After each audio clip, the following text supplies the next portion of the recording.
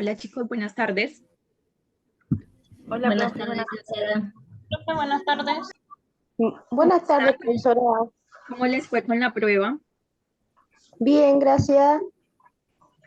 Listo, yo hace unos días había quedado de decirles las personas que tengo acá, que me aparece que presentaron los 5 medicamentos. Entonces los voy a leer. Si hay alguno que no está acá, me indica para poder revisar si me lo mandó por correo, si me lo mandó por WhatsApp o si hizo efectivamente la presentación. Y las personas que no están en la clase el día de hoy, cuando vean la grabación, por favor avísenme. Avísenme de aquí al viernes. Yo sé que ustedes van a ver esta grabación porque pues el viernes tenemos prueba y esta entra la del miércoles anterior y entra la del día de hoy. Entonces, avísenme de aquí al viernes quién de acá, digamos, de las personas que voy a nombrar, presentó sus medicamentos y no está acá, porque el fin de semana voy a utilizar estas calificaciones que tengo acá para mejorar la nota más mala que tenga cada uno. Entonces, por eso avísenme hasta el viernes para yo el fin de semana dejar eso ok. Otra cosa que les digo es que si no han presentado las pruebas, yo el fin de semana voy a revisar la prueba. Esto es del primer módulo, entonces voy a revisar la prueba más baja que ustedes tengan en ese primer módulo. Si de pronto no han hecho alguna prueba, pues eso no, o sea, no lo voy a revisar, ¿sí me entienden? O sea, si de pronto ustedes presentan una prueba después que era de antes y les va peor que, digamos, la prueba que yo seleccioné como peor, nada que hacer porque pues a estas alturas ustedes deberían ya estar al día con sus pruebas. Pero entonces a eso me refiero. Avísenme quién no estoy nombrando que presentó los medicamentos porque el fin de semana voy a subirles la nota en la calificación que tengan más baja cada uno de ustedes. Entonces tengo a Jacqueline Araneda, a Yomaira, a Iliuska, a Inalvis, a Katy, a Julie Vargas, a Stephanie, a Roberto Caroca, tengo a Diana Collazos, tengo a Grisela Touch, tengo a Gloria Sofía Marín, a Hermes, a Ibar Aguirre, a Catherine Torres, a Maylin, a Paloma, a Isi y a Junior. Entonces esas fueron las personas que tengo yo registradas que presentaron sus medicamentos o que me enviaron el video o las diapositivas. Entonces, no sé si de pronto alguno de los que están acá presentaron los medicamentos y no los nombré.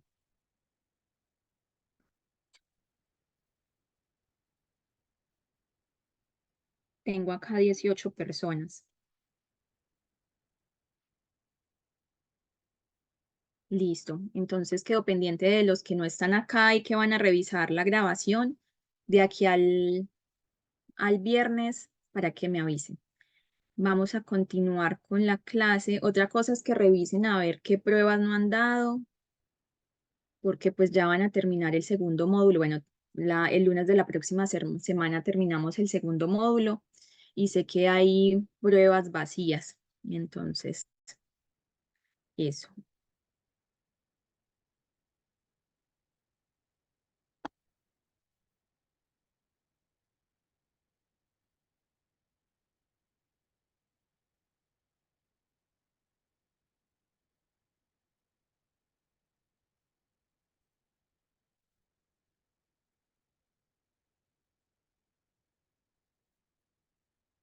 Nosotros habíamos hablado de parámetros farmacodinámicos, que recuerde que es esto lo que el medicamento le hace al cuerpo, ¿cierto? La acción farmacológica, el efecto farmacológico.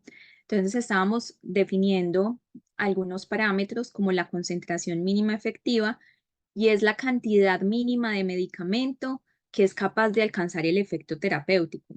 A veces, si nosotros administramos una concentración por debajo de lo que es la mínima efectiva, pues el medicamento no nos va a hacer efecto, ¿cierto? Por eso es importante administrarlo también en la posología adecuada. Hay medicamentos que tienen una vida media, o sea, se eliminan muy rápido del cuerpo y hay que estarlo tomando cada 4 horas, cada 6 horas, por ejemplo, los antiparkinsonianos. Hay medicamentos que son cada 6 horas, cada 8 horas, entonces si se administran una vez al día, pues no se va a lograr la concentración adecuada, no se va a tener el efecto. O si, por ejemplo, la dosis mínima efectiva son 500 miligramos, pero si solamente administramos 250, pues no vale la pena porque no se va a lograr el efecto farmacológico. El otro es la concentración mínima tóxica. Entonces es la concentración, la dosis o la cantidad mínima de medicamento que empieza ya a generar efectos no esperados o no deseados, efectos tóxicos. Eh, y esto, la composición de estas dos concentraciones mínimas, em, permite o genera lo que es la ventana terapéutica o el margen terapéutico. Entonces lo vemos acá, ¿cierto? Este es el margen terapéutico de este medicamento y, por ejemplo, en algún momento les comenté medicamentos con estrecho margen terapéutico, o sea que la concentración mínima eficaz, que es esta línea de acá, está muy pegada a esta concentración mínima tóxica y por eso es que con estos medicamentos hay que tener especial cuidado porque muy fácil se llega a la concentración tóxica. La concentración mínima tóxica es muy cercana a la concentración mínima eficaz. Entonces, la dosificación en estos fármacos tiene que ser muy, muy exacto. El periodo de latencia, entonces, es el periodo transcurrido en el momento, desde el momento en que yo tomo el medicamento, o sea, en el momento que yo ingiero la cápsula, en el momento que me aplican el medicamento de manera intramuscular, intravenoso, subcutáneo, en el momento de la administración, hasta el momento que se empieza a sentir el efecto del fármaco. Entonces, en que yo siento que se me empieza a quitar el dolor de cabeza, se empieza a ir la fiebre, la inflamación. Y la duración del efecto, pues es el periodo que transcurre desde el momento en que el fármaco empieza a hacer efecto, o sea, desde el final de ese periodo de latencia hasta el momento en que deja de hacerlo. Entonces, por ejemplo, si alguien tiene una migraña, se toma el medicamento de crisis em, y el medicamento se demora un tiempo para hacer efecto. Ese sería el periodo de latencia. Una vez empieza a hacer el efecto, el medicamento, digamos, tiene un efecto de 4 horas, 5 horas y ahí ya vuelve la migraña. Entonces, esa es la duración del efecto farmacológico del medicamento. Esto determina el tiempo de vida media que un medicamento se tenga que administrar una sola vez al día o 2 veces al día o 3 veces al día, porque puede hacer que el cuerpo lo elimine muy rápido, puede hacer que el efecto dure muy poco, entonces hay que estrechar más esos periodos o esas dosis, ¿cierto? Hay que tomarlo más veces. Entonces, el fármacos de estrecho margen terapéutico, fármacos que producto de pequeñas variaciones en los niveles plasmáticos, o sea, en los niveles en sangre, pueden provocar serias fallas terapéuticas, concentraciones subterapéuticas o, por otro lado, reacciones adversas serias, llevando a concentraciones supraterapéuticas o llegando a la dosis mínima tóxica, ¿cierto? Entonces, esto pasa porque la dosis mínima efectiva y la concentración mínima inhibitoria es muy estrecho, entonces ese rango es muy pequeño. Y aquí tenemos la digoxina, tenemos la fenitoína, tenemos la colchicina. Entonces, este es el punto en el cual yo me tomo el medicamento. Y este es el tiempo de latencia, ¿cierto? Aquí es donde yo empiezo a sentir que se me quita el dolor de cabeza, ¿cierto? Este es el periodo de latencia. Y esta es la duración del efecto, desde el momento en que se me quita el dolor de cabeza, donde se me empieza a quitar el dolor de cabeza, hasta el momento en que vuelve ese dolor de cabeza. Y esto pasa porque los medicamentos son productos externos y como todo producto externo, nuestro cuerpo tiende a sacarlo, a eliminarlo. Entonces los medicamentos se administran, se absorben, se distribuyen, llegan al lugar donde tienen que hacer el efecto, generan el efecto por un tiempo y se eliminan, se metabolizan en el hígado, como lo vimos en un video anterior. En el hígado hay una maquinaria de enzimas que lo que hace es que vuelve al medicamento más afín, digamos, a la orina para que se elimine. Y entonces esta es la concentración mínima que se debe alcanzar para ese efecto terapéutico y esta es la concentración mínima tóxica. Y, por ejemplo, si este medicamento, digamos que se toma, entra al cuerpo, hace el efecto, si digamos la duración del efecto fuera hasta acá y acá bajara la curva, esto quiere decir que este medicamento se tiene que tomar más veces al día. Digamos que este se tome cada 12 horas, pero si esta curva fuera más hacia acá, entonces la duración del efecto es más corto, pues el medicamento tendría que tomarse más veces. De acuerdo con la recopilación de antecedentes científicos, se ha obtenido el siguiente listado de medicamentos que presentan esa ventana terapéutica muy estrecha. El acenocumarol, que recordemos es un anticoagulante. El ácido valproico, que es un medicamento que se utiliza para varias cosas. Se utiliza para el trastorno afectivo bipolar, para estabilizar el ánimo, se utiliza como anticonvulsivante. La carbamazepina también tiene un estrecho margen terapéutico, también se utiliza para, como anticonvulsivante, también tiene propiedades o se utiliza para, por ejemplo, dolores neuropáticos. El carbonato de litio para el TAP, trastorno afectivo bipolar, también estabilizador del ánimo. Las ciclosporinas, inmunosupresor. La colchicina para la gota, para la hiperuricemia. La digoxina, que ya la hemos estudiado, es un digitálico. Recordemos que actúa sobre los canales de calcio. Eh, es para la insuficiencia cardíaca. La fenitoína también un anticonvulsivante. La levotiroxina para el hipotiroidismo y así, ¿cierto? La warfarina también, como el acenocumarol, es un anticoagulante. Entonces veamos que son generalmente medicamentos anticoagulantes y medicamentos anticonvulsivantes.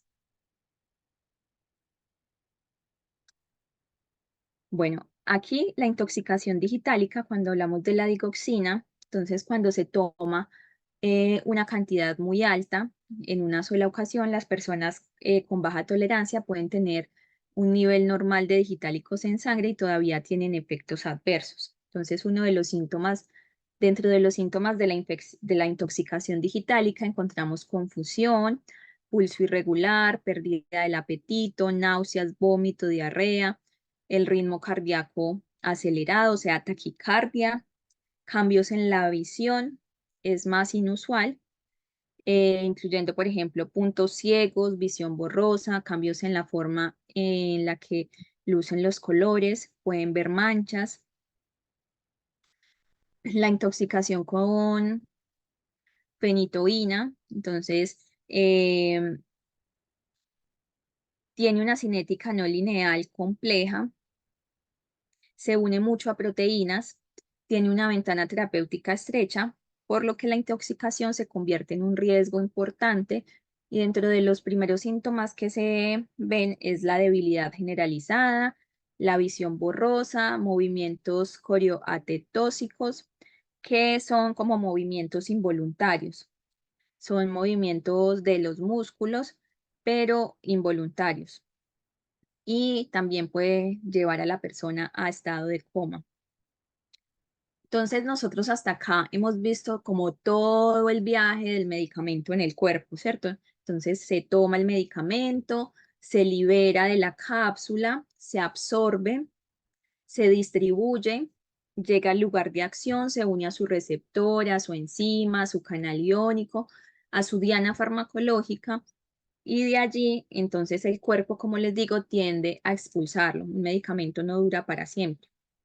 Entonces, este medicamento regresa al hígado y en el hígado sufre unas reacciones químicas para metabolizarlo, o sea, haces este metabolismo del medicamento y finalmente, entonces, gracias a la presencia de numerosas enzimas, el complejo enzimático, digamos, más reconocido que actúa sobre los fármacos es el CYP450, que modifica la estructura de los medicamentos, haciéndolos más solubles en agua para que sean eliminados a través de la orina.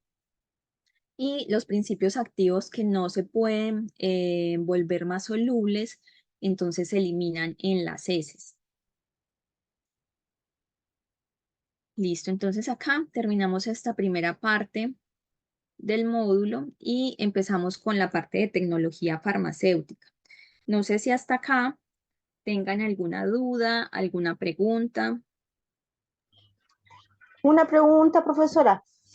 La otra vez que estuvo hablando de la metformina, ¿cuál es el horario más recomendable para tomarla? Porque algunos dicen, algunos doctores en la noche, otros dicen en la hora de almuerzo. La metformina idealmente se debe tomar con el alimento más copioso que tengas al día, con el alimento más grande, ¿cierto? Generalmente es el almuerzo, pero si de pronto en una persona el alimento más grande es la comida, la cena, entonces va en la cena, ¿cierto? Eso depende de cada uno. La idea es tomarlo antes, pero en las personas que genera dolor abdominal, y molestias gastrointestinales, que es una de las reacciones más comunes y que son muy frecuentes con el medicamento, se recomienda que almuercen, por ejemplo, y que después se tomen la metformina. Entonces, por eso es que hay tal vez has escuchado que varias personas se los han recomendado en diferente horario. Es más porque, digamos, hay personas que desayunan más grande, hay otras que almuerzan más grandes, que el desayuno es, digamos, la comida más completa o más grande del día, la mayoría es el almuerzo, entonces se toman almuerzo, pero hay otros que también en la comida comen mucho. Si la persona se toma un tecito en la noche, pues el médico no le va a decir, en caso tal de que se tenga que tomar una vez al día nada más la metformina, que se la tome en la noche. Entonces se toma con el alimento más grande, o sea, es una recomendación. Se recomienda que se tome con el alimento más grande del día, generalmente el almuerzo. Eh, Se sugiere que sea antes, pero si la persona presenta molestia gastrointestinal, se recomienda que sea después, o sea, como que llegue al estómago y caiga encima de los alimentos para que no genere todas estas molestias de dolor abdominal, diarreas o lo hagan menos, digamos, intensidad. Entonces, esa sería la respuesta. O sea, también puede ser durante el almuerzo. Entre medio del almuerzo se puede tomar la metformina. No, la idea es que sea como que termine de comer y ahí se tome la metformina. Ah, ya. Gracias, profesora. O sea, idealmente con los medicamentos, la mayoría, no todos, pero sí la mayoría, la idea es tomarlos con el estómago vacío, ¿cierto? Porque van a absorberse más fácil, porque van a tener contacto directo sobre las mucosas, mientras que imagínenselo ustedes si tiene que estar en ese contacto de las membranas, no solamente el medicamento, sino también el alimento. Entonces ahí digamos que hay menos superficie para el medicamento absorberse. Entonces la idea es en la mayoría de los casos cuando el estómago esté vacío. Pero en el caso de la metformina que genera todas estas situaciones, pues entonces sobre el almuerzo, sobre la comida, después de.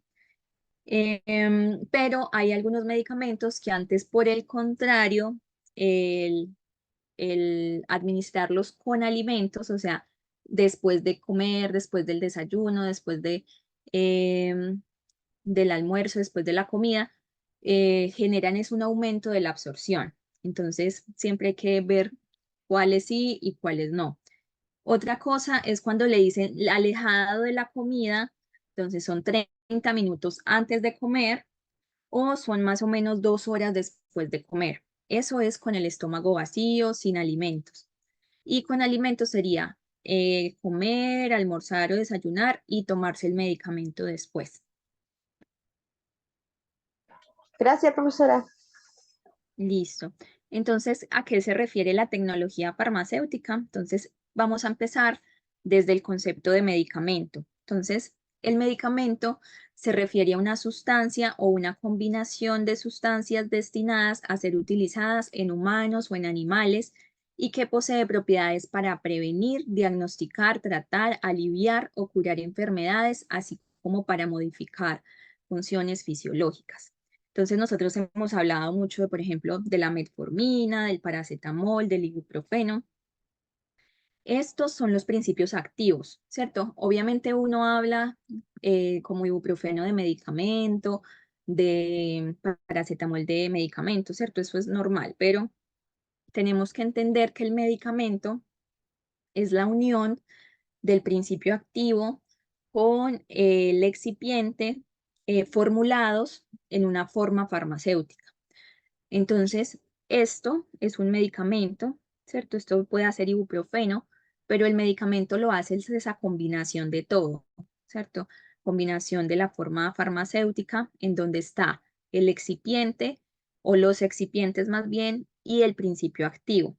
Uno generalmente, el principio activo obviamente es lo más importante porque va a generar el efecto farmacológico, pero un polvo de ibuprofeno que llega como materia prima a un, digamos, a un laboratorio, a una industria, no es un medicamento, ¿cierto? Porque el medicamento ya es el concepto de esa fabricación, es el concepto de que el medicamento es ese principio activo con sus excipientes ya estando en una forma farmacéutica, sea cápsula, por ejemplo, en este caso es una cápsula dura, una cápsula blanda, un comprimido, una grajea, una tableta, una suspensión, una jarabe.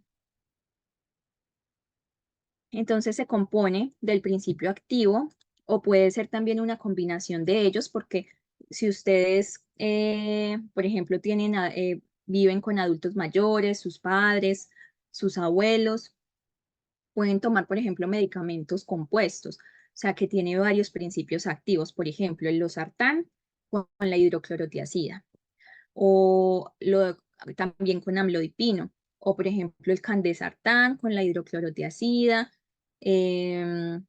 ¿cierto? Entonces hay varios componentes que van juntos, por ejemplo, también paracetamol con tramadol. Entonces lo que hacen es combinar los medicamentos para muchas cosas. Potenciar el efecto de los dos juntos, en el caso del paracetamol con tramadol. Para disminuir la toma de medicamentos, que es el caso del losartán y la hidroclorotiazida. Evitar que la persona se tenga que tomar dos comprimidos aparte y más bien se los toma juntos. Entonces, esas son las finalidades, ¿cierto? Reducir el número de comprimidos al día o potenciar el efecto o sumar el efecto. Y se obtiene mediante técnicas farmacéuticas para su uso en la medicina. Entonces, lo que les digo, este es una foto de un medicamento que yo tenía acá en mi casa, lo volteé y le tomé foto a la parte de la composición.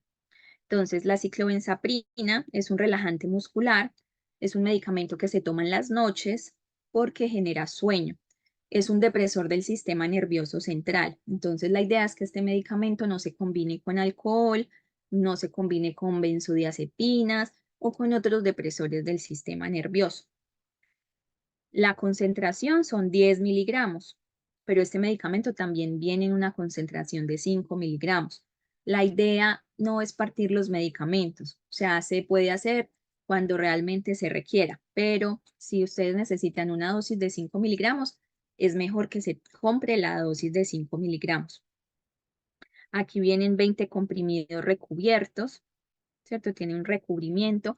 Aquí no dice si es entérico o si sí lo es o si no.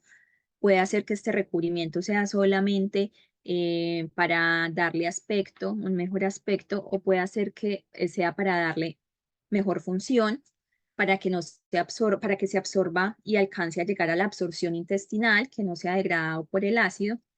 Y entonces en el reverso vamos a encontrar que entonces está el principio activo y están los excipientes. Los excipientes son esos componentes que le ayudan al medicamento a estar estable, ¿cierto? Uno no puede formular un medicamento solamente con el principio activo. Generalmente, de hecho, por eso los medicamentos vienen en sales. La ciclobenzaprina es el principio activo y ella viene formulada en una sal. Ciclobenzaprina, clorhidrato. El clorhidrato es una sal, porque si estuviera solita es muy inestable.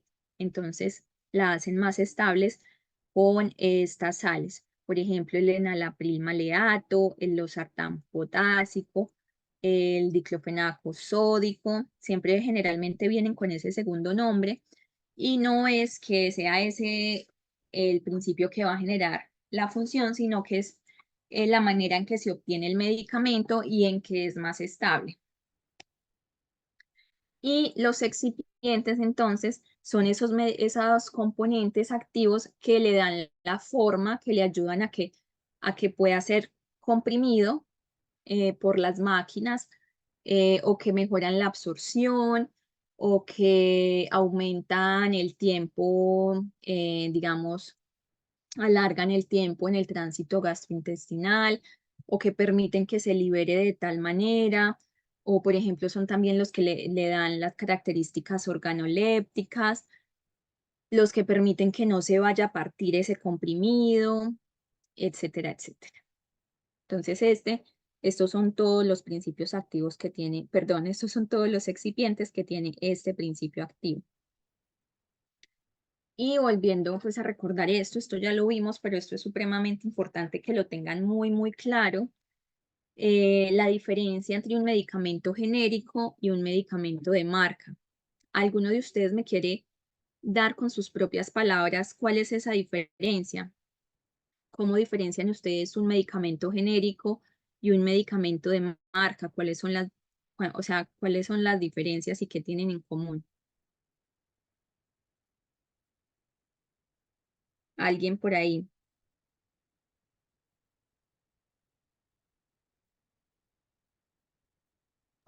Nadie. Yo, profesora, yo sé que Cuénteme. el medicamento genérico, el que viene el componente, sea bioequivalente, y el medicamento de marca es el nombre de la marca, como el quitador o el paracetamol, que es el genérico. Así lo entiendo yo. Claro, el principio activo es el paracetamol, ¿cierto? Sí, y Entonces, el principio activo está en el medicamento de marca, pero con el nombre de la marca, que es quitador. Pero igual es claro, paracetamol. exacto, ese principio activo que se llama paracetamol está tanto en el medicamento genérico como en el de marca, pero Es- los laboratorios le colocan su nombre propio, como para identificarlo, hacerlo diferente a los demás. Entonces, algunos lo llaman quitadol, que en este caso es Laboratorios Chile. GlaxoSmithKline decidió nombrarlo Panadol en este país, en Chile, porque Glaxo lo nombró Dolex, por ejemplo, en Colombia, o lo nombra de otras maneras en otros países. Eso tiene que ver con mercadeo. ¿Cierto? Cómo se le hace más atractivo el nombre a una población. Entonces, el principio activo lo tienen, ¿cierto? Es el mismo. Es paracetamol de 500, paracetamol de 500. Los dos son comprimidos, pero la marca es el nombre que le da el laboratorio que lo comercializa. Esa es la diferencia. En este caso, tenemos que tanto el genérico como el de marca son bioequivalentes, que eso es otra cosa. Las personas creen que solamente el genérico, los medicamentos genéricos, pueden ser bioequivalentes, pero los medicamentos de marca, mire que acá dice bioequivalente. Los medicamentos de marca también pueden hacer sus estudios de bioequivalencia, porque recordemos que todo se mide contra un estándar o con el medicamento innovador que fue el primero que se sacó al mercado. Y ese claramente no fue el quitador, porque o si no, no tendría que probar bioequivalencia. Entonces, medicamento genérico es un medicamento vendido bajo la denominación del principio activo que incorpora, siendo bioequivalente a la marca original. Entonces, esta no, esta es la marca, pero la marca original es esa marca innovadora que sacó al mercado por primera vez el paracetamol, por ejemplo. Entonces, este no tiene un nombre de marca, ¿cierto? Este se vende de manera genérica. Y el medicamento de marca, entonces, hace referencia al nombre comercial o al registro de marca, que fue como el laboratorio quiso llamarlo, ¿cierto? Así como Quitadol lo pudo haber llamado Fredol, bueno, eso es otro nombre de otro medicamento para la migraña, lo pudo haber llamado, no sé, eh, Strepsin, cualquier nombre que se les ocurra le pudo haber puesto. Este nombre es de propiedad privada, entonces ellos lo patentan. Laboratorio Chile tiene la patente del Quitadol, es el dueño de ese nombre, lo tiene patentado y nadie puede hacer otro laboratorio, no puede hacer un paracetamol que se llame Quitadol, pero sí puede hacer un paracetamol que sea genérico, que simplemente sea paracetamol, porque esta es la denominación común internacional, entonces no es propiedad de nadie, sino que así se nombra a nivel mundial, obviamente de acuerdo al idioma, pero es esa denominación con la que se reconoce en cualquier parte. La situación de las patentes, no sé si de pronto lo he conversado con ustedes, pero cuando un laboratorio crea por primera vez un medicamento, entonces no sé, si mañana ustedes en las noticias escuchan que el laboratorio Bayer de Alemania mm, sacó al mercado un medicamento que se llama, no sé, Volumin, y que resulta que es utilizado para el cáncer de mama, que actúa sobre determinados receptores, ese laboratorio va a tener esa patente de ese Volumin por muchos años, 10 años más o menos. En ese periodo de tiempo nadie puede eh, fabricar ese medicamento. Ellos, esos 10 años que les dan, es para que vuelva a retribuirse todo lo que se gastaron en investigar ese medicamento, el tiempo, todo el proceso de producción, de formulación, de investigación. Entonces, todo eso es como un tiempo que se le resguarda a ese laboratorio para que sea él únicamente quien venda ese medicamento. Una vez a los 10 años se libere la patente, ya cualquier laboratorio del mundo puede fabricar Volumicin, o no me acuerdo cómo fue que le coloqué. Entonces, cuando se creó el paracetamol por primera vez en la vida y salió al mercado de laboratorios X, ellos tuvieron que tener la patente por 10 años, o sea, la exclusividad del medicamento en donde ningún otro laboratorio del mundo podía vender este medicamento, ¿cierto? Y ya una vez se vence esta patente, ahí sí otros laboratorios pudieron empezar a, a comercializar, a fabricar estos medicamentos. Y, bueno, entonces ahora no es lo mismo hablar del medicamento de marca y hablar del medicamento original o el medicamento innovador. Aquí nosotros decía que siendo bioequivalente a la marca original, pero yo también puedo decir que este es bioequivalente a la marca original, ¿cierto? La marca original es solamente una, porque es la que creó el medicamento. Entonces, el medicamento innovador o el medicamento original son sinónimos, es uno y es el fruto de largos estudios de laboratorio, estudios clínicos que llevan a una inversión promedio de 250 millones de dólares y más de 5 años de estudios y logra tener la patente farmacéutica por 20 años. Entonces son 20 años más o menos, 15 años. Y realmente estos 5 años es muy poco.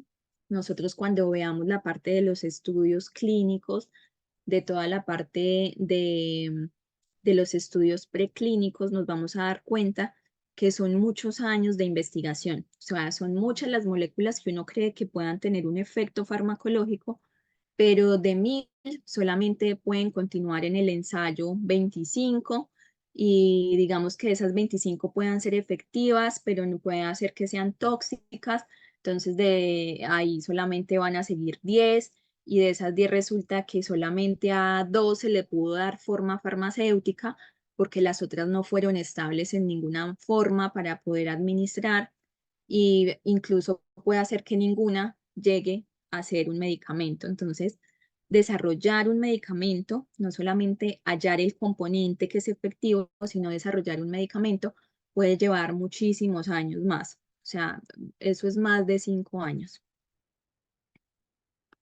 ¿Qué es una patente de medicamentos? Entonces son un conjunto de derechos concedidos por un Estado al inventor de un nuevo producto o una tecnología farmacéutica para explotar en exclusiva la invención patentada, impidiendo a otros su fabricación, venta o utilización sin consentimiento del titular. Entonces es un derecho que se obtiene cuando la persona descubre un medicamento, o puede ser también no necesariamente un medicamento, sino que sea un nuevo, por ejemplo, una nueva forma de liberación de un medicamento. O sea, ellos generan una tecnología que se le incorpora al medicamento y que hace que se absorba de manera diferente o que llegue al sitio activo de manera diferente.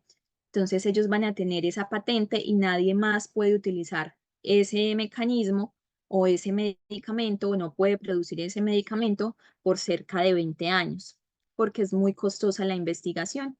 Entonces se le da ese tiempo para que se recupere esa inversión. ¿Se recupera la inversión?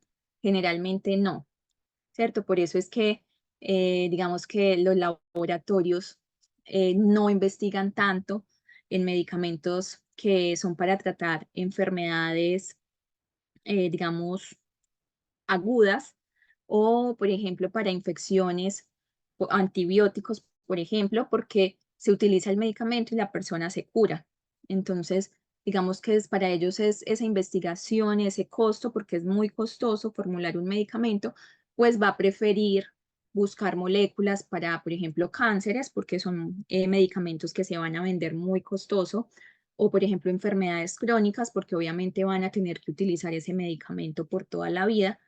Y es por eso, ¿cierto? Porque esas investigaciones, ese tiempo en que se desarrolla un medicamento, genera muchos costos, es muy, muy costoso. Entonces, generalmente no se alcanzan esos 20 años para recuperar esa inversión que hace el laboratorio en la invención o el descubrimiento de un nuevo fármaco. Entonces, vamos a hablar o ejemplificar el caso de la aspirina. Entonces, en 1987, el farmacéutico Felix Hoffmann redescubrió los beneficios del ácido acetilsalicílico. Ese es el principio activo. La marca es la aspirina. La aspirina es la marca el nombre que le quiso colocar el laboratorio Bayer, ¿cierto? Él dijo, yo no quiero que se llame ácido acetilsalicílico, yo quiero hacer un nombre más fácil porque la gente no, para nombrar ácido acetilsalicílico es más complejo, es más difícil, entonces le vamos a colocar aspirina, además tiene un impacto para que la gente la compre más fácil, bueno, la reconoce más fácil, es más fácil de nombrar. Entonces, sus investigadores e intentos por aliviar el dolor que el padre de esta persona, de este científico tenía, el papá de Felix Hoffmann tenía artritis, entonces él quería investigar un medicamento que fuera para el dolor. Entonces, este medicamento fue patentado en 1989 en Estados Unidos. Durante la Primera Guerra Mundial, la patente de Bayer expiró y fue comprada por 5 millones de dólares por la empresa norteamericana Sterling Products Company. Y a partir de allí, numerosas empresas obtuvieron la libertad para producirla y comercializar. Ahí se liberó esa patente. Pero resulta que en 1994 Bayer quiso volver a recuperar la propiedad de esa marca, ¿cierto? Él quiso volver a comprarle a este el laboratorio al que él le había vendido, volver a recuperar esa marca. Entonces, en 1971, ya un farmacólogo británico descubrió otro funcionamiento del ácido acetilsalicílico, que fue la inhibición de prostaglandinas, un conjunto de sustancias de carácter lipídico, o sea, grasoso, que actúan como mediadores. Actualmente en Chile es utilizado el ácido acetilsalicílico de 500 miligramos, que se utiliza para dolor, inflamación, resfriados, fiebre.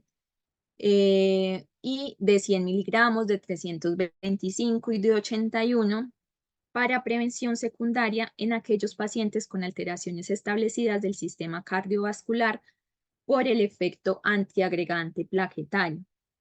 Yo creo que yo ya les he comentado esto, pero la aspirina inicialmente se empezó a entregar a todo el mundo. Entonces, a todos los pacientes que tenían hipertensión se les empezó a dar aspirina para prevenir el riesgo de infarto. Resulta que con estudios posteriores se dieron cuenta que la aspirina ayudaba a evitar el infarto, pero cuando ya había habido un infarto previo. O sea, este medicamento se utiliza para prevención secundaria de infartos, no para prevención primaria.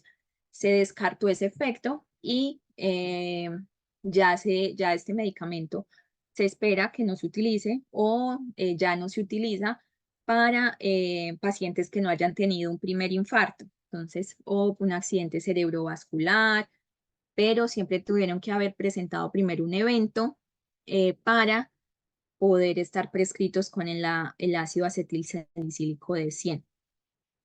Entonces se comercializa en Chile como genérico, como el ácido acetilsalicílico, me acuerdo que lo comercializa OPCO como genérico, y también se vende como aspirina de laboratorios Bayer, Ecotrin, Disgrain, que es de laboratorios Pasteur, y el Hazapirin. Esas son las marcas de ácido acetilsalicílico que yo conozco en Chile. Entonces, primero se descubrió para un efecto, ¿cierto?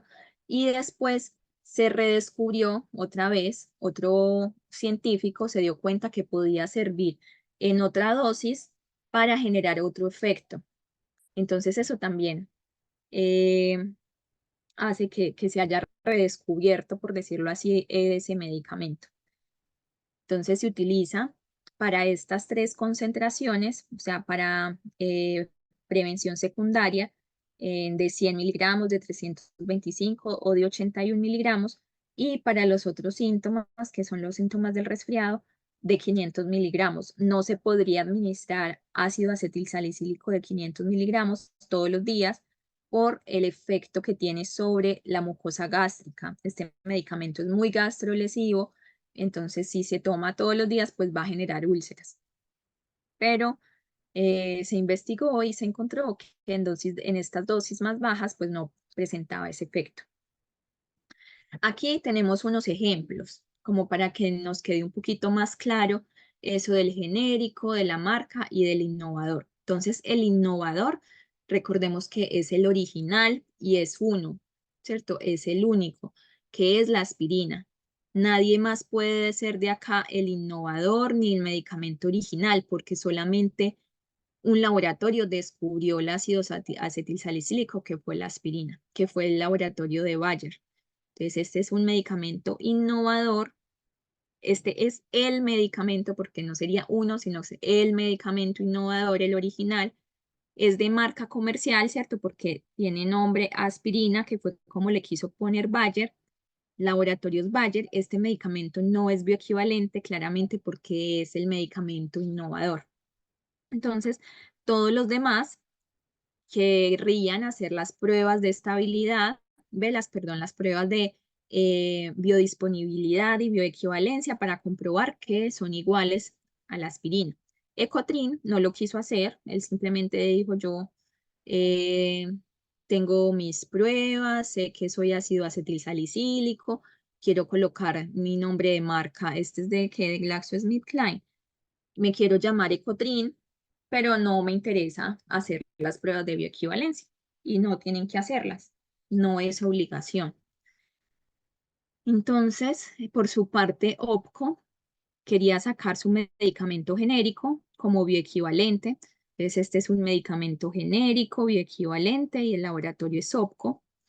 Ecotrin es no bioequivalente, es un medicamento de marca, porque si no fuera de marca, solo diría ácido acetilsalicílico y no tendría este nombre Ecotrin. Ustedes siempre van a encontrar el nombre de marca arriba, grande, y por debajo siempre, siempre, siempre, siempre tiene que ir el nombre genérico del medicamento, la denominación común internacional.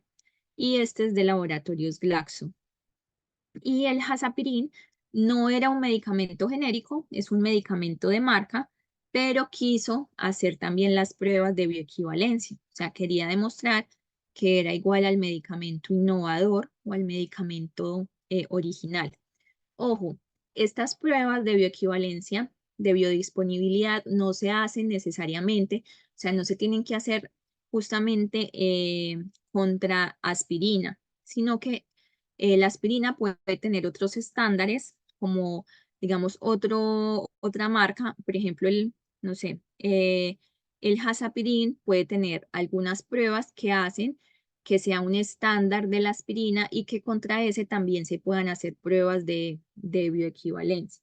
Generalmente las pruebas se hacen con el innovador, pero puede ser que en algún momento Bayer haya dicho, yo no quiero seguir con la aspirina y el medicamento desaparezca del mercado, desaparezca del mundo. O sea, esto es factible, de hecho es muy factible. Hay laboratorios que quiebran y que crearon un medicamento, pero ese ya no está en el mercado, pero ya otros laboratorios sí lo fabrican. Entonces se requiere un estándar a partir del cual se puedan hacer estas pruebas, que haya demostrado que era bioequivalente.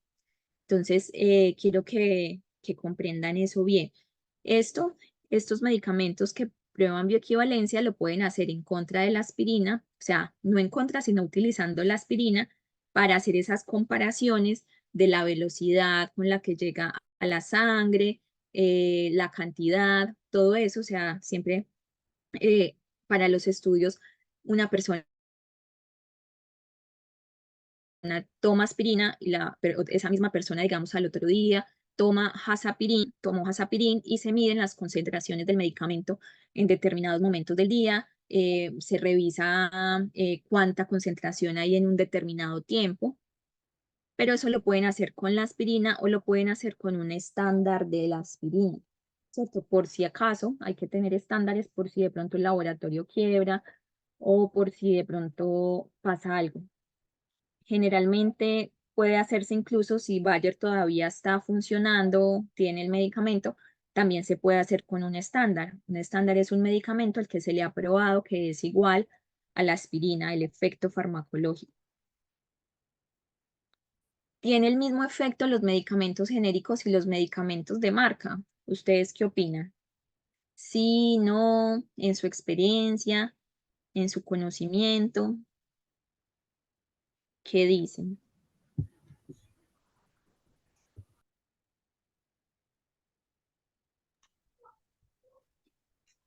Sí, profe, No, sí, no, sí no tiene tiene. el mismo efecto.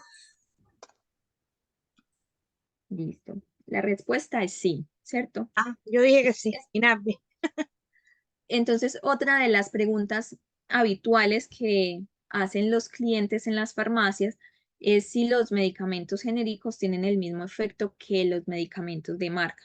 Entonces, la respuesta es sí, ¿cierto? Un fármaco genérico es idéntico a un medicamento de marca en términos de dosis, seguridad, efectividad, potencia, estabilidad y calidad, así como en su forma de administración y en su uso. Los medicamentos genéricos emplean los mismos componentes activos que los medicamentos de marca y actúan de la misma manera, lo que implica que comparten los mismos riesgos y beneficios que los medicamentos de marca. ¿En qué se diferencian? Principalmente en los excipientes, ¿cierto? Generalmente los medicamentos de marca, pues, digamos, son más agradables en cuanto a la parte organoléptica, no siempre, pero en general, por ejemplo, los jarabes buscan o tienen mucha investigación en la parte de los sabores, las texturas, eh, los colores, entonces son más llamativos, pues invierten más en esto en general, pero no es, digamos, un estándar.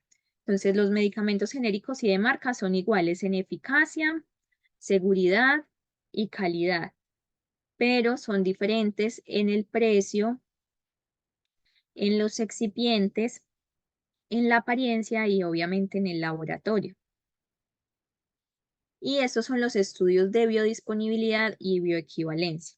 Entonces, por ejemplo, lo que hacen un laboratorio que quiere sacar, por ejemplo, yo participé en un estudio de equivalencia de la sopiclona. Entonces, un día me hicieron tomar, eso es a ciegas, a uno no le dicen cuál es cuál, ¿cierto? Porque eso también es sesgo, pues se pueden presentar sesgos en la investigación, que puede hacer que como yo sé que ese es el original o como sé que este es el que están investigando, pues yo digo, no, pero me va a hacer más efecto el original o el estándar. Entonces a uno no les dicen y los investigadores tampoco lo saben. Esto se llama un estudio doble ciego. Ni el paciente sabe qué está tomando, ni el investigador sabe qué está dando. Entonces, la persona me entrega un comprimido en el día 1, que es una sopiclona. Yo no voy a saber si es la sopiclona original o si es la sopiclona que están probando para sacar ese laboratorio. Entonces me la tomo y me empiezan a sacar sangre, digamos, a la media hora, a la hora, a las 3 horas, a las 5, a las 12, a las 18, a las 24. Y con un catéter, obviamente, porque o si no. Y al otro día o a los 2 días, pues uno duerme en la clínica, en mi caso yo dormí en la clínica, y a los 2 días me dieron otra sopiclona. Yo no sabía tampoco cuál era cuál. Entonces me la tomo y me toman muestras de sangre también a la media hora, a la hora, a las 2 horas, a los mismos tiempos. Y ellos comparan que la dosis sea la misma, o sea, que a los 30 minutos la concentración del medicamento A sea igual a la del medicamento B. Entonces, digamos que este es el tiempo y esta es la cantidad de medicamento en la sangre. Entonces, a la media hora me tomaron de este rojito, por ejemplo, y del negro, y dio lo mismo.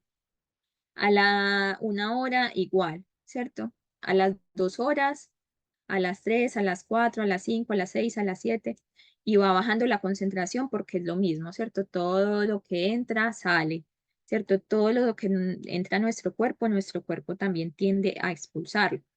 Entonces, eso, ¿cierto? A cada esas horas que me tomaron la muestra, verifican qué cantidad de medicamento hay en la sangre.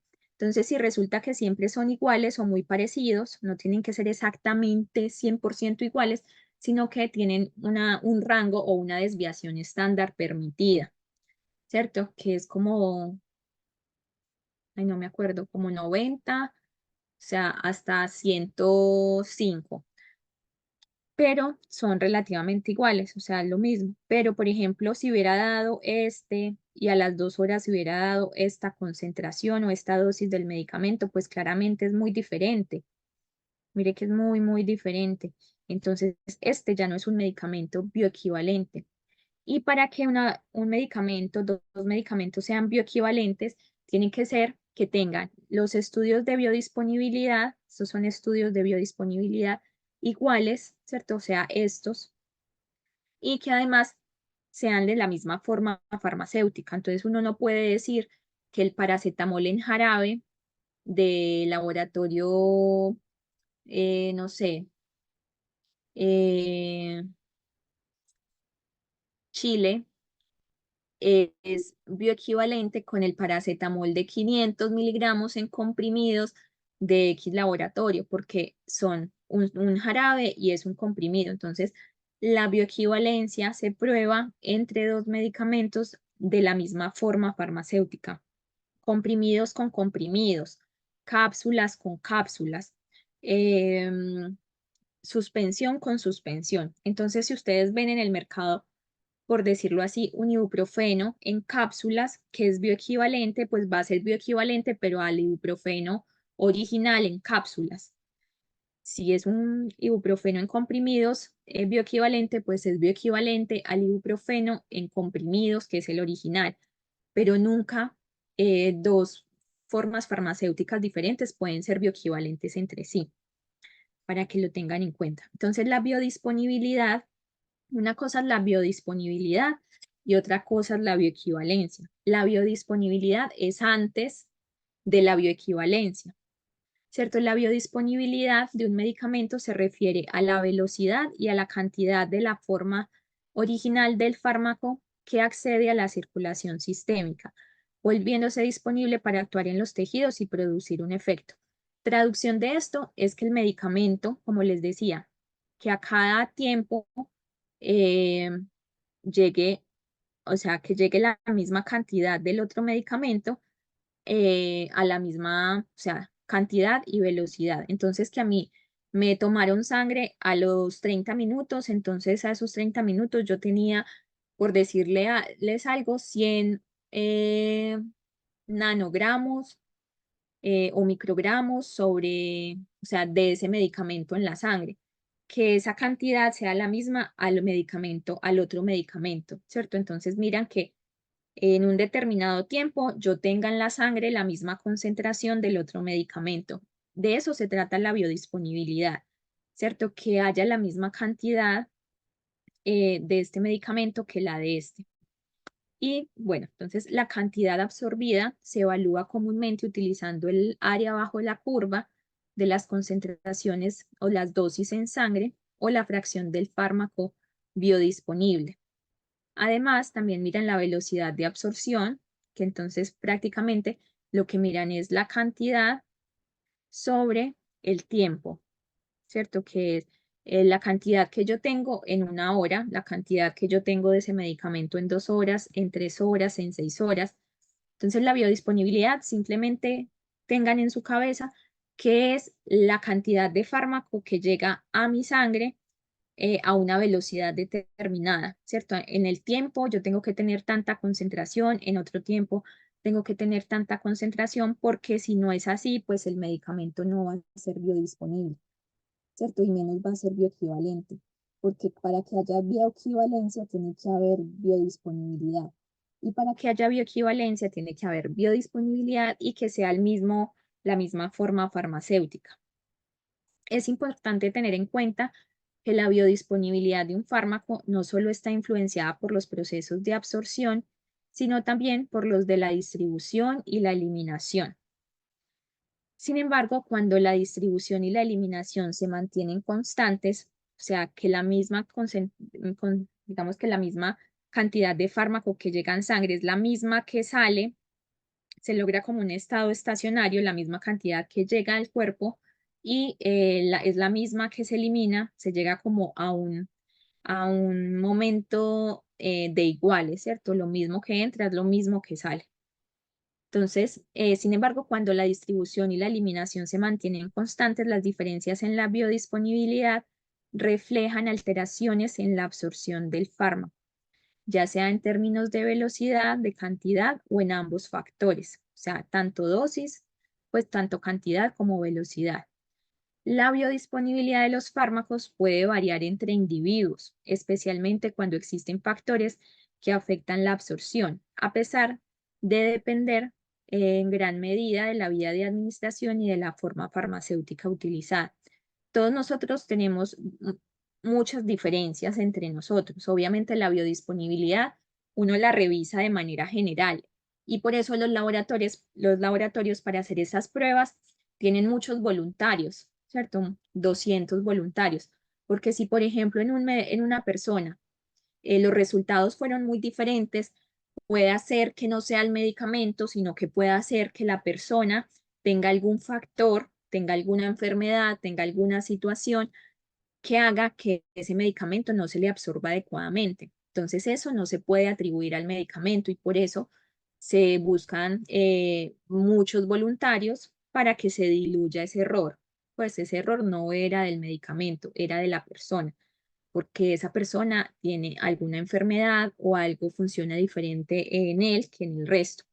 Cuando yo estuve participando en ese estudio de biodisponibilidad y bioequivalencia, éramos 200 voluntarios y obviamente uno no puede comer nada diferente, o sea, las dietas son iguales, el desayuno, el almuerzo, la comida que nos dan a todos los voluntarios era la misma, eh, porque digamos que las diferencias en los resultados se deberían atribuir solamente a la diferencia de los dos medicamentos, pero no a otra característica.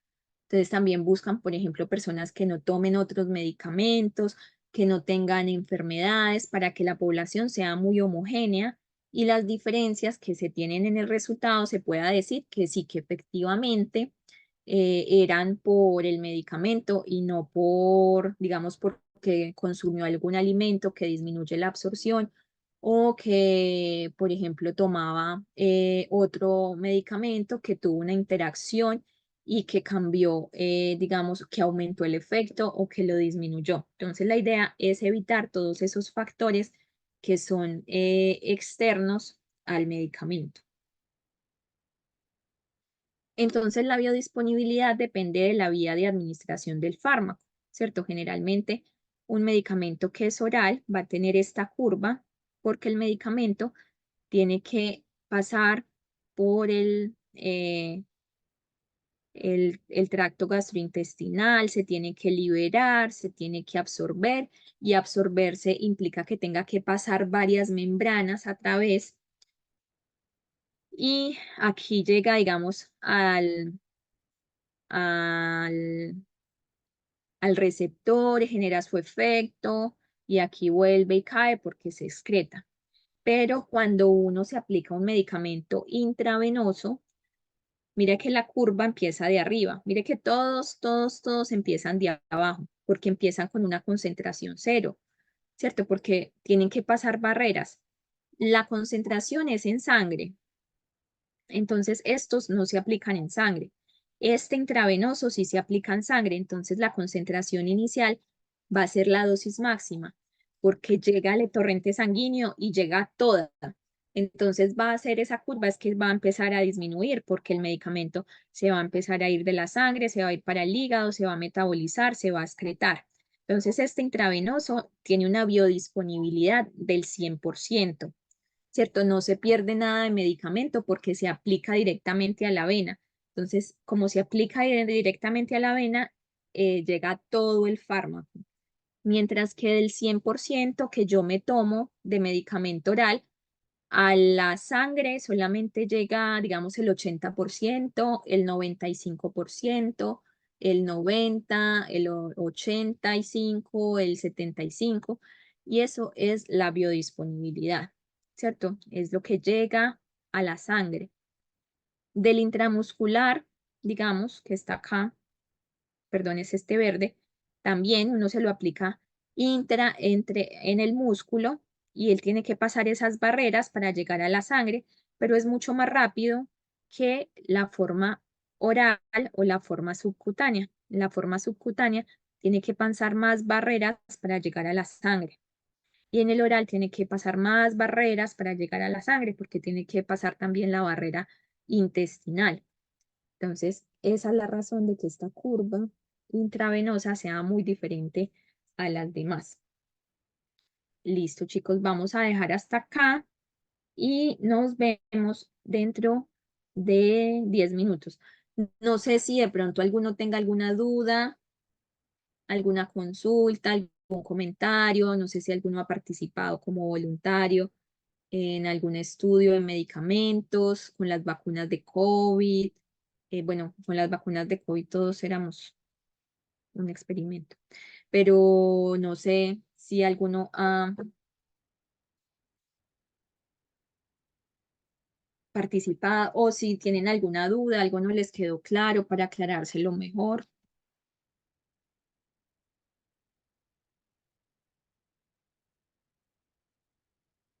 Entonces nos vemos en 15 minutos, más o menos a las 8:20 o antecitos a las 8:15. Ok, profe.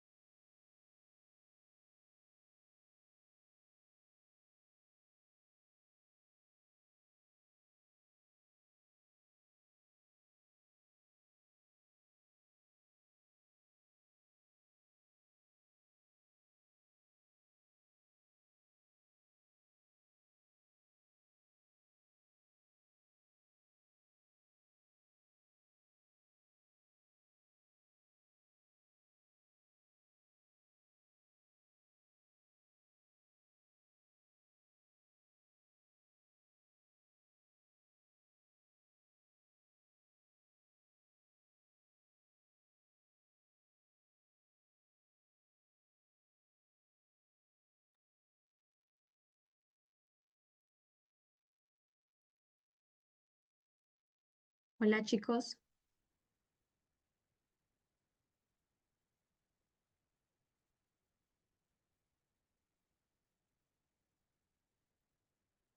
Hola, ¿ya están por ahí? ¿O todavía no? Sí, Sí, hola profe, yo estoy profesora, aquí. aquí estamos. Sí, licenciada. Listo, entonces estábamos viendo lo de la biodisponibilidad. Listo, listo. Bueno, hay algunos, como les decía, algunos componentes, alimentos, medicamentos que aumentan o disminuyen la absorción de, de algunos medicamentos, ¿cierto? No es algo general, es muy particular de cada medicamento. Entonces tenemos el caso del ácido ascórbico, que es la vitamina C, y el hierro. La vitamina C facilita la absorción de hierro a nivel gastrointestinal y permite una mayor absorción de este mineral desde los depósitos. Entonces, no sé si ustedes han visto el ferranim, el ferranem, que trae el hierro y que trae también la vitamina C o el ácido ascórbico. Que vengan juntos no es cosa del azar o no es como que quiero que el hierro haga efecto y el ácido ascórbico o la vitamina C haga el efecto. No, la vitamina C se incorpora para aumentar la absorción de hierro, pero no necesariamente por ser vitamina C. Lo que pasa es que el ácido aumenta la absorción del hierro. Entonces se recomienda, por ejemplo, que el hierro o los suplementos de hierro se administren, por ejemplo, con ensaladas, que se utilicen limón, por ejemplo, Em, entonces eso, en los SFAM dan el complejo de hierro y aparte dan la vitamina C para que se administren juntos. Entonces esto es algo que se tiene que decir a los usuarios, a los pacientes, a los clientes, porque puede hacer que en el SFAM le den los dos y se tome en la mañana el hierro y en la tarde la vitamina C. Entonces se pierde el sentido de que vayan juntos. Caso del omeprazol y del calcio.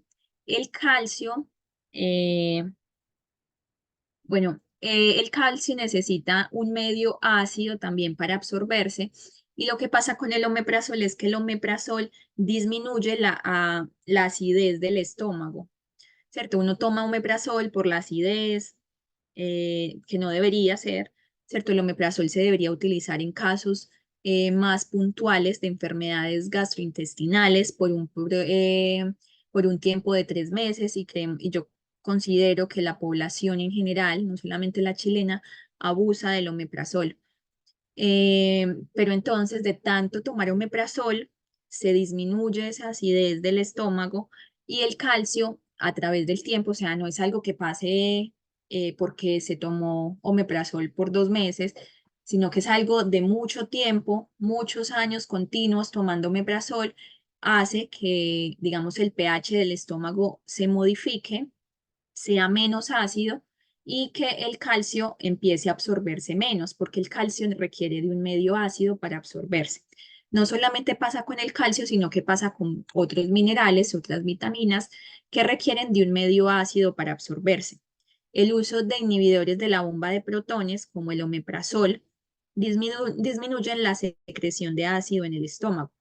En este grupo farmacológico también está el lansoprazol, el esomeprazol, el pantoprazol. Aumento del riesgo de fracturas en pacientes con uso prolongado de inhibidores de la bomba de protones. Respecto a esto, hay investigaciones que dicen que sí, que ese riesgo de fracturas es por la falta de absorción del calcio debido al uso prolongado de omeprazol y hay otras investigaciones que dicen que no, que esto no es así, que el uso crónico de omeprazol no genera ese riesgo de fracturas por esa deficiencia de calcio. Entonces hay como varios estudios ahí que se contradicen. En el año 2011 se publicaron algunos metaanálisis que son como los estudios más, o sea, son como el top de la investigación, partiendo de estudios epidemiológicos de cohortes y de casos y controles que confirmaron la asociación entre el consumo crónico de estos inhibidores de la bomba de protones, o sea, me refiero al omeprazol, esomeprazol, lansoprazol, todos los prazoles, y un aumento de las fracturas por fragilidad en mujeres posmenopáusicas y en varones mayores. Ante esta evidencia, las agencias reguladoras de medicamentos, como por ejemplo la FDA de Estados Unidos y la EMA de Europa, decidieron emitir alertas sobre este riesgo. Entonces, hace años empezaron a emitir alertas de utilizar de manera adecuada el omeprazol, porque se utiliza por tiempos muy largos cuando la recomendación clínica, sobre todo en adultos mayores, que es la población más sensible, es que se utilice por máximo 3 meses en condiciones específicas como por ejemplo úlceras gastroduodenales y ay, no recuerdo los otras dos, pero son situaciones muy específicas que no son gastritis solamente ni es acidez solamente. Entonces, eso, hay un mal uso de este medicamento en muchas partes. Y bueno, entonces a esto me quería referir que hay aspectos, hay componentes, hay medicamentos, hay alimentos que aumentan o disminuyen la absorción del medicamento. Entonces los estudios de biodisponibilidad revisan esa, digamos, esa cantidad de medicamento que llega a la sangre en un determinado tiempo y la bioequivalencia es una cualidad de los medicamentos que indica que el principio activo contenido en dos o más formas farmacéuticas equivalentes llega a la circulación general con la misma velocidad relativa y en la misma extensión relativa. Cuando aquí hablan de misma extensión es misma cantidad y la misma velocidad. Entonces, es decir, que esto es biodisponibilidad. O sea, que los perfiles farmacocinéticos de biodisponibilidad de las drogas, de la droga del producto similar, son superponibles. Y superponibles es esto, ¿cierto? Este es el estudio de biodisponibilidad de 1, que es el medicamento innovador, el que me dieron en el día 1 o en el día 2, no sé en qué momento. Y el rojo es el medicamento que están investigando. Entonces, si esas dos curvas se superponen de esta manera es porque son bioequivalentes, biodisponibles, pues que tienen la misma bioequivalencia. Y si no se superpone, entonces quiere decir que no es bioequivalente. Entonces son superponibles dentro del límite razonable. Esto era el dato que no me acordaba, que les dije que era como 90 y 105, no, es 80 y 125%. Entonces esa es la diferencia máxima que pueda tener. Esto ya es más una diferencia de ese porcentaje. Entonces en 100, digamos, sería exactamente la misma, con el perfil de la droga del innovador o de un estándar después de administrar una sola dosis a un grupo de individuos sanos, fijando un índice de confianza en el estudio del 90%. Esto debe ser demostrado mediante estudios biofarmacéuticos sometidos a la aprobación de comités oficiales de bioética y los controles y normas fijadas por la Agencia de Medicamentos de Chile, y así en cada uno de las partes del mundo. No es que un laboratorio diga, yo quiero hacer este estudio y ay, me dio lo mismo, entonces son bioequivalentes. No, ¿cierto? Ellos tienen que solicitar la ejecución de los estudios, de las pruebas, se los tienen que aprobar, tienen que ser con ciertos requisitos, porque o sea, toda la metodología del estudio debe ser aprobada por estos comités de bioética. Y más porque se está estudiando en personas. Ya no es que se esté estudiando en laboratorio, sino que ya el estudio es sobre personas. Entonces requiere una aprobación del comité de bioética y ellos tienen que mandar antes de empezar el estudio toda la información de la metodología que van a utilizar, cómo van a medir, cada cuánto van a medir, con qué van a medir, si esos instrumentos de toma de muestras o estos instrumentos, equipos que se utilizan para revisar esas concentraciones están certificados, calibrados. Entonces, no es algo fácil, es mucha documentación que se requiere porque el estudio tiene que ser adecuado, tiene que ser preciso, tiene que ser confiable. Entonces se pasa toda esta información, se hace el estudio en los voluntarios, se mira el perfil, digamos, de biodisponibilidad, o sea, en cada tiempo cuánto están las concentraciones del medicamento que se está probando y del medicamento que es el estándar o es el original y después se superpone y si ese perfil es así de similar, que no hayan diferencias más de entre el 80 y el 125. Si la diferencia es 127, pues ya no son bioequivalentes. Y si es 75% o 60%, entonces ya no es bioequivalente. Entonces, aquí digo que estos dos son bioequivalentes, pero para que sean bioequivalentes tienen que ser la misma forma farmacéutica. Entonces, tiene que ser dos comprimidos, sopiclona en comprimidos, y no digamos sopiclona en cápsulas y sopiclona en comprimidos.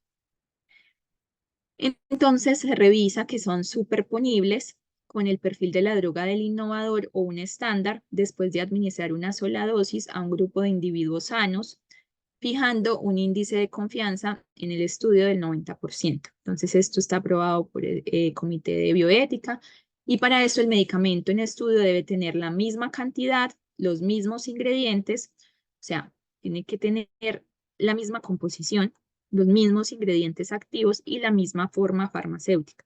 O sea, mismos ingredientes activos, omeprazol, cantidad 20 miligramos. Misma forma farmacéutica, cápsulas.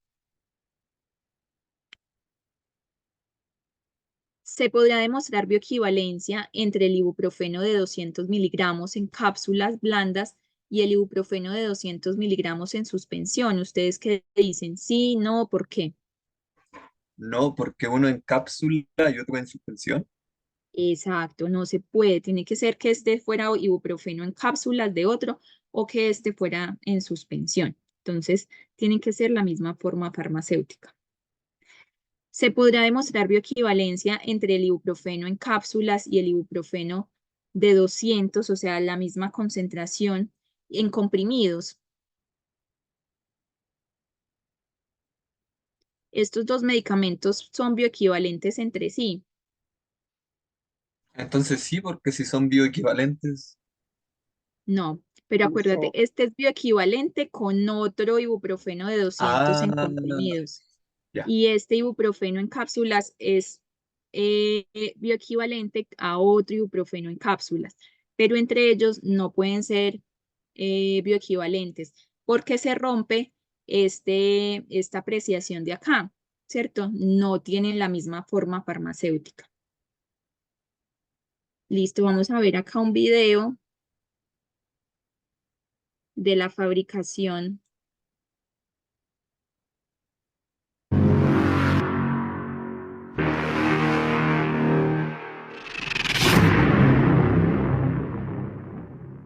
Estos pequeños comprimidos pueden contener diferentes compuestos químicos que permiten curar desde simples malestares hasta graves enfermedades.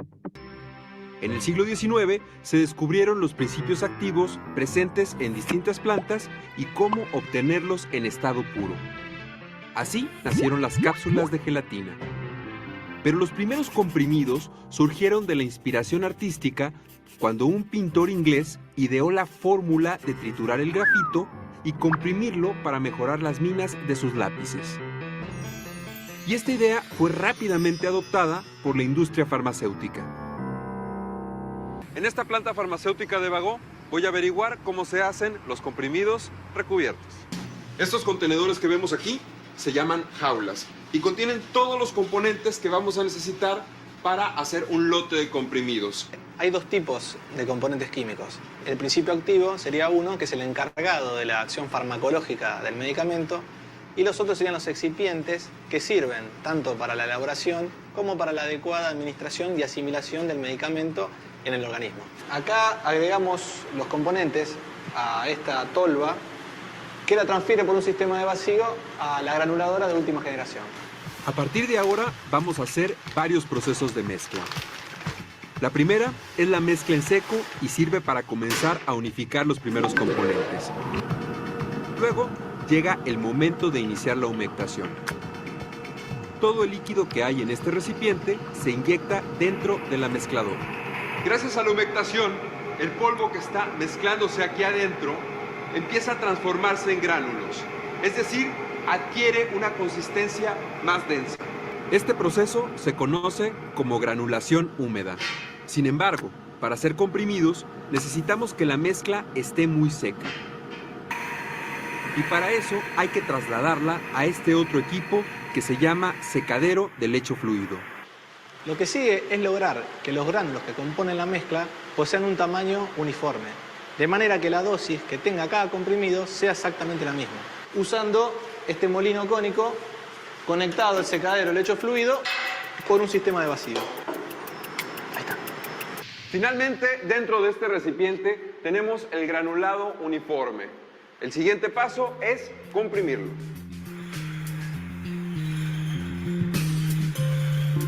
Dentro de este contenedor tenemos alrededor de 400 kilos de mezcla de un medicamento en forma de granulado que está a punto de convertirse en millones de comprimidos como este. Una vez ubicado el tanque con la mezcla, podemos iniciar el proceso de compresión. Ahora el granulado es dosificado dentro de una matriz con una serie de punzones que trabajan presionándolo fuertemente. Así quedan formadas las pequeñas piezas compactas que llamamos comprimidos. Por último, los comprimidos caen a un plato que vibra para quitar los restos de polvo. Bien, los comprimidos están listos. Podemos pasar a la siguiente etapa, que es el recubrimiento. En este pequeño tanque se colocan los polvos que darán color y consistencia a la suspensión líquida, con la que recubriremos los comprimidos. Luego se bombea la suspensión hacia la paila.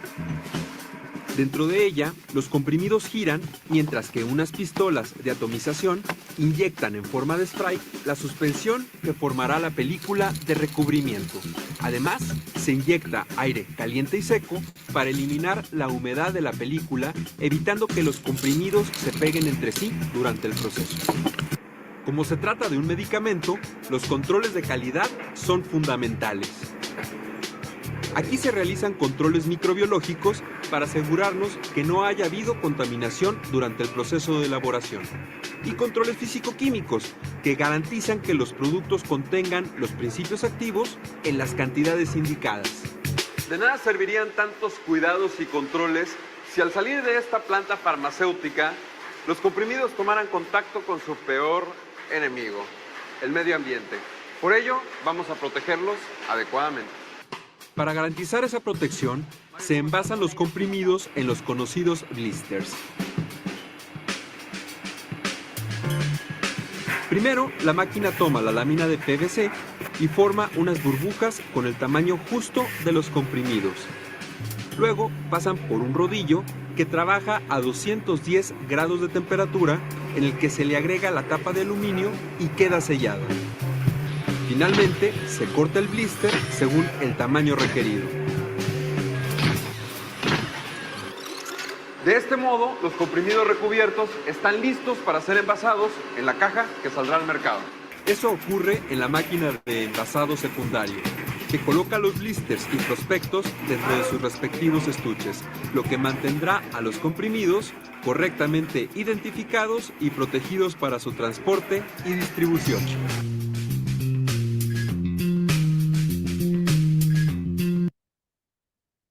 Listo, yo quería que vieran este video porque vamos a empezar con la fabricación de medicamentos, a revisar excipientes, a revisar principios activos.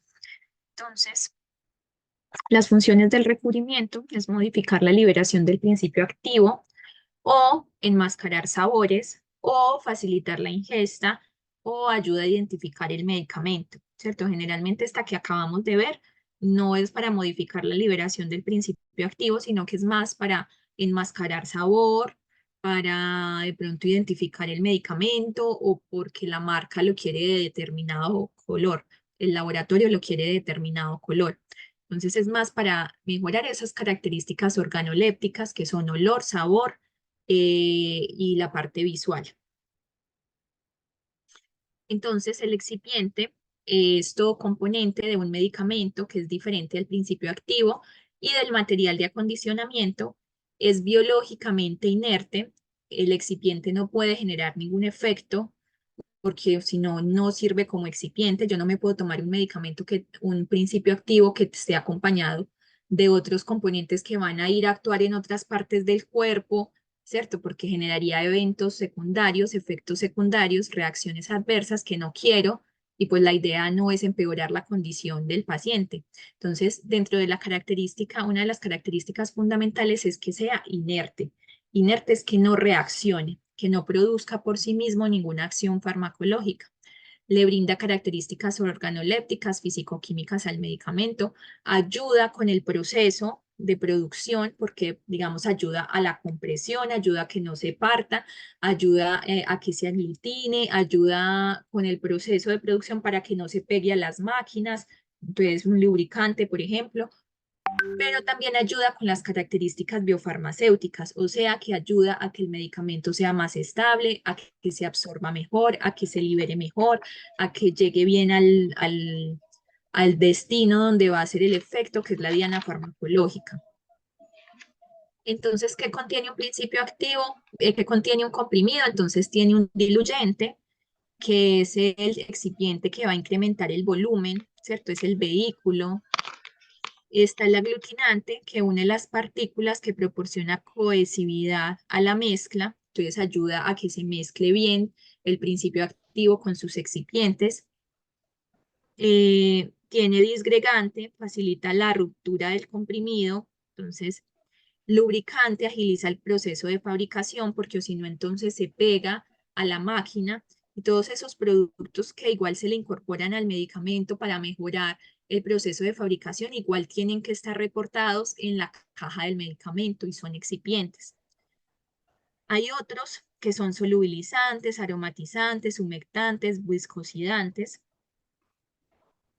Para seleccionar los excipientes y determinar el proceso de producción adecuado a utilizar en la fabricación de un fármaco, primero se debe estudiar las características físico-químicas del principio activo para saber cuáles son las limitaciones a superar. Entonces, se mira cuáles son esas características del principio activo, qué tan inestable es, con qué componentes lo puedo estabilizar o cuáles son las características para poder elegir los excipientes, ¿cierto? Para saber cuáles son las limitaciones que tengo que superar. ¿Por qué no se puede tener un medicamento solo en el principio activo? ¿Por qué no se puede tener un medicamento solo con el principio activo?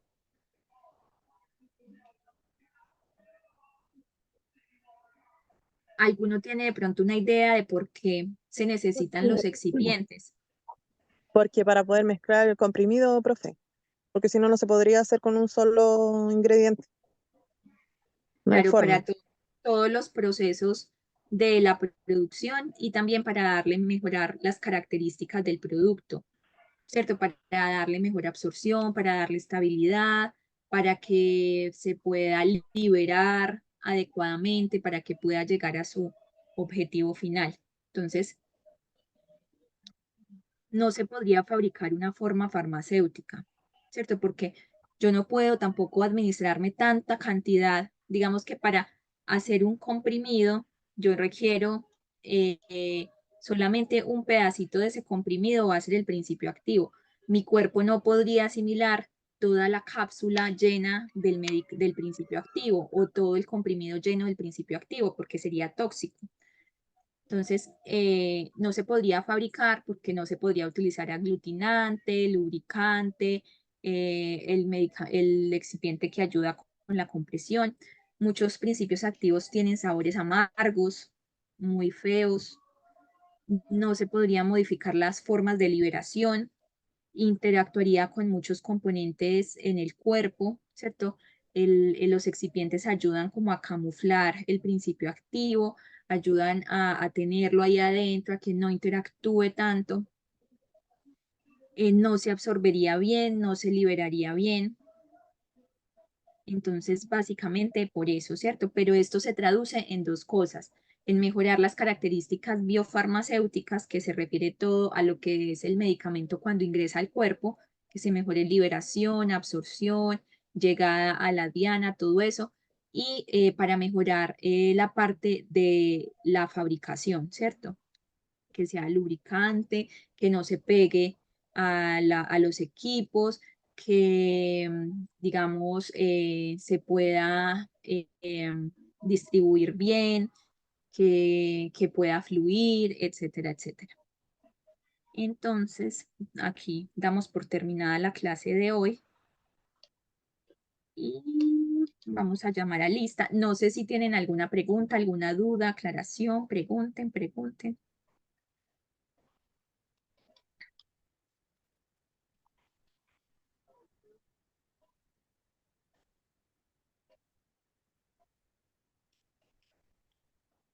Ibar Aguirre, Presente. Jacqueline Araneda, Presente. Cia Barriga,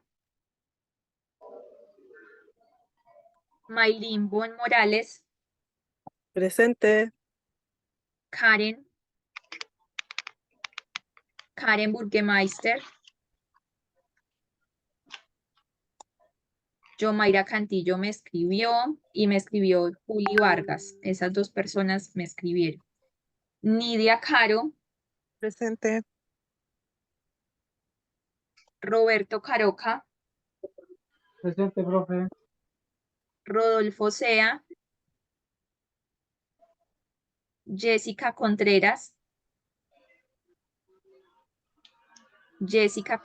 Fuensalida, Ivonne Contreras,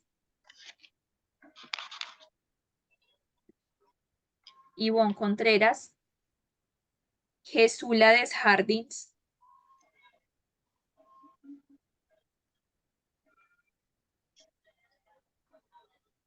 Javier Díaz,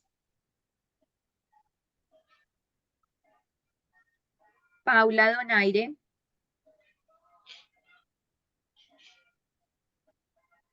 Junior Dorfinance, Presente. Víctor Fernández,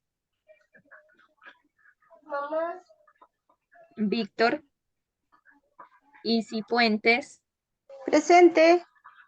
Juana González,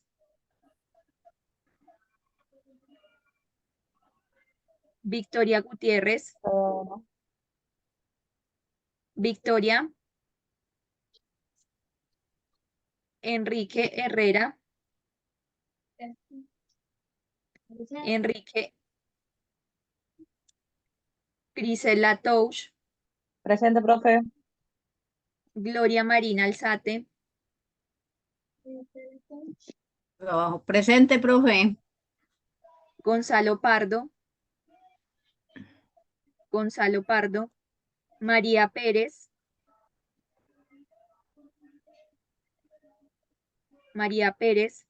Paloma Pino, Presente, profe.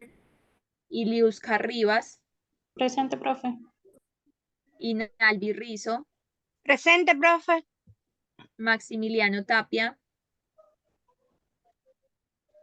Catherine Torres,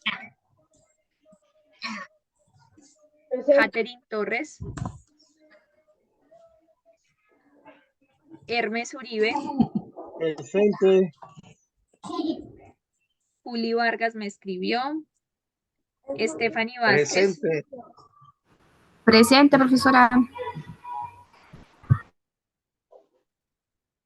Katy Vera, Presente, licenciada. alguien por acá que escuché la voz de alguien, pero no sé.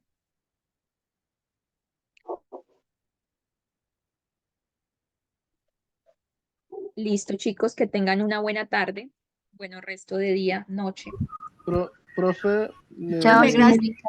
Buenas ¿puedo noches, aclarar profesora, y algo? para todos. ¿Aló? Buenas noches. ¿Aló? Que estén bien. Hola, ¿Me Junior, escuchas? cuéntame. Sí, sí, disculpe, buenas noches. Sobre la prueba que no podía realizarla porque el día jueves yo me metí a la plataforma y no la encontré la prueba. Y el día viernes lo mismo me metí a la prueba, en la plataforma no estaba. Entonces yo no sé si tal vez que no la habitaron para mí o no sé si estaba solo en la plataforma de la clase. Pero de esta semana pasada, Claro. pero tú no revisaste revisaste el WhatsApp? Porque en el WhatsApp se informó que se iba a montar a las... Sí, claro, me revisé, parece el día jueves cuando yo revisé no estaba y el viernes veo que estaban escribiendo, dice que la prueba no estaba disponible, alguien dijo que no, por problema de soporte no estaba, pero va a estar disponible el día viernes en la noche hasta el sábado a la misma hora, creo que hasta el 21 hora por ahí. Y el viernes lo mismo me metí a la plataforma, no estaba tampoco. Pero te metiste el sábado. Sí, yo metí el viernes y el sábado. Pero es que no sé cómo ayudarte porque sí te debe aparecer. O sea, sí, Cuando yo a metí en todo, la plataforma, no es cuando yo como metí a la que, plataforma, no es como que no te lo habiliten a ti y al resto sí, no, o sea, se habilita para todos. lo que pasa es que Entonces, cuando yo ingresé a la plataforma solo encontré dos pruebas, son dos pruebas que yo he realizado. Uno que no me alcanzaba a terminar y otro que terminaba. Son esos dos nomás que yo vi que está ahí como en sobre mi puesto, mi página, algo así. ya, tú me dices que para ti es imposible un computador, ¿cierto? No tienes acceso a un computador. No, en este momento no. O sea, los días que vas a presentar la prueba, que son los viernes desde las 19 horas hasta los sábados a las 19 horas, no puedes tener Sí, acceso a computador. no. A mí Yesenia me dijo que te había explicado cómo revisar la prueba en Claro, el, por otra plataforma yo podría ahí meter, pero es esta misma plataforma yo creo que realicé como 2 a 3 pruebas y ahí desde ahí no encontré ninguna prueba habilitada ahí en esta plataforma.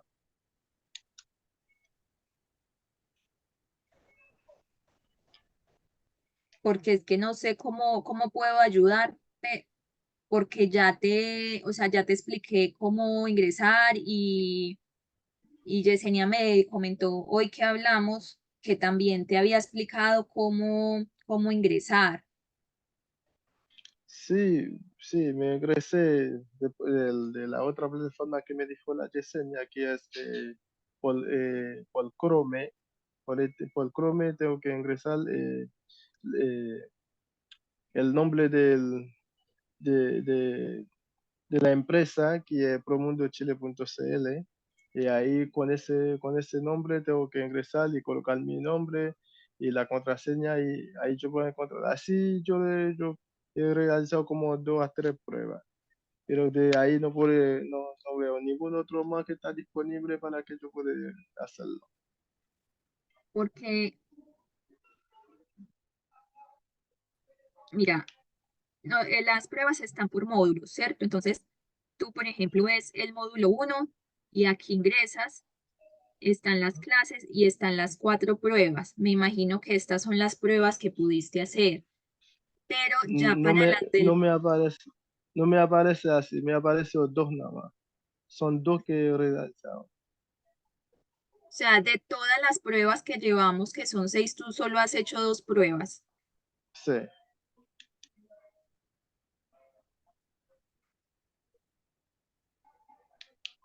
Y en el módulo 2 están las otras pruebas. No sé si has accedido al módulo 2. Yo tendría que entrar ahí para ver si es el Está la módulo 2 prueba o 1 módulo 2. módulo 2 y está la prueba 2 módulo 2. Déjame ver si puedo ingresar ahí al tiro para ver. Obviamente en este momento pues tú no vas a poder acceder porque las pruebas ya no están habilitadas, pero la cosa es que se te visualice. Claro, cuando me ingrese yo tendría que verlo.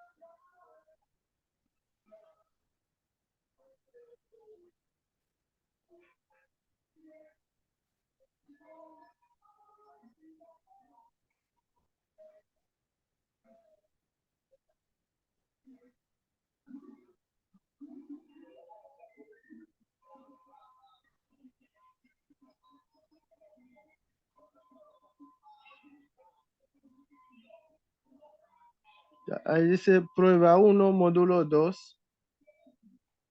Sí. Y Prueba abajo 1, dice prueba módulo... 2, módulo 2. No, no me sale eso. Y la prueba 1, módulo 2, ¿ya la hiciste? Sí, ya. Ahí me parece, ok. Prueba 2, módulo 2, ok. Por eso me dijiste prueba 1, módulo 2. Y la prueba 2, Sí. módulo 2. Las dos. Prueba 2, módulo 2, no me aparece la prueba.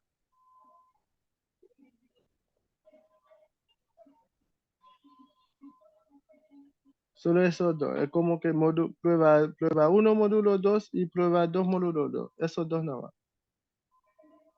Ya, mira, tienes que hablar con Yesenia porque ella es la que maneja la información con soporte. Yo no tengo ni siquiera los datos de soporte.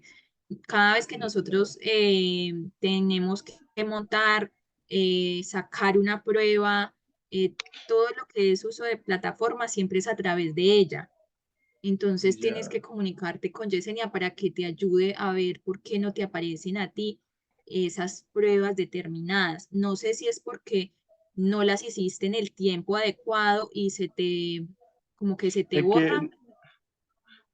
sí, pero es que el problema es que cuando están habilitadas las pruebas, sobre todo los días como fin de semana, me ingresé, no estaba ahí disponible. Ya, y revísalo con ella, ¿ya? Ya, Porque no ok, sé cómo ya, ayudarte, porque no manejo como esa parte interior y esos algoritmos de la plataforma. No sé cómo es que no te aparece a ti y a los otros sí, incluso pues el mismo día que tienes la prueba. Entonces, eso lo claro. tiene que solucionar soporte. Y eso lo tienes que ver a través de Yesenia, que es la que tiene la comunicación directa con soporte. Porque mira que las pruebas están cargadas, están montadas. Y Ya. no sé por qué a ti no te aparece. O sea, porque lo que pensaba yo era que como no estabas en horario hábil para presentar la prueba, tal vez como que se camuflaba, o sea, no aparece para los estudiantes. Pero si tú me dices que te metiste en el horario en Por que las supuesto. pruebas estaban habilitadas y no te aparece, ahí sí no sé, tendrías que revisar con soporte y ya yo con todo el gusto te puedo habilitar otros momentos para que hagas las pruebas, ¿cierto? Por esta Ya, dificultad que has tenido como con el acceso a la plataforma, eh, porque creo que sería más fácil de pronto con un computador, pero, pero pues por estas razones pues se te habilita en otro momento. Yo te lo puedo habilitar y todo, pero si no te aparece, no sé cómo solucionar eso. Entonces tienes que solucionar primero con soporte, con Yesenia, para que te pueda ya, aparecer y después hablas conmigo para que yo te habilite los tiempos y ya. te diga, Entonces por voy a ejemplo, hablar con ella. sí, Ya. Ahí yo te aviso cualquier cosa. listo, Junior, que te vaya muy bien Ya, con eso. gracias. ¿Ya? Ya, gracias. Chao, buenas Que esté noches. bien, chao.